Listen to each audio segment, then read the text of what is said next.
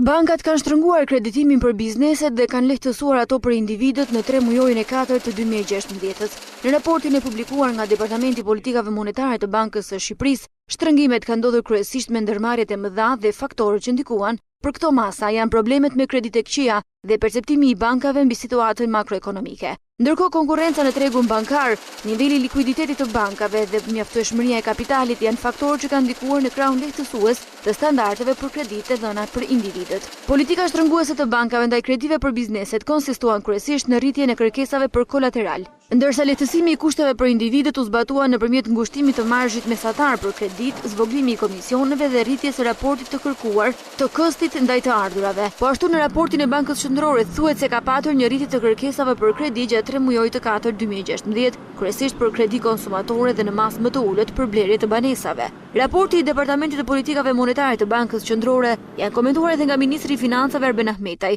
përmes një postimi në Facebook. Ai shkruan se besimi i biznesit dhe konsumatorit shënoi një tjetër rritje domethënëse në 3 mujorin e 4 2016, duke qëndruar në 18.6 pikë mbi mesatarin afatgjat dhe 9.4 pikë më shumë se në 3 mujorin e 3, në reflektimet e të rritjes së konsumit dhe përmirësimit të klimës së biznesit. Me reformat kyçe që avancojnë në 2017 dhe rritjen e pagave e pensioneve, japim një tjetër shtysë të rëndësishme rritjes ekonomike dhe ndonse ende jo sa duhet, ka filluar tashmë të jetë e prekshme për qytetarët dhe sipërmarrjen. Ndërsa bankat presin shtrëngim të standardeve të kreditimit për bizneset e mëdha në 3 mujorin e parë të vitit 2017, ndërkohë standardet për bizneset e vogla dhe të mesme dhe për individët pritet të lehtësohen gjatë të njëjtës periudhë. Kërkesa për kredi parashikohet të jenë në rritje, si për bizneset ashtu edhe për individët.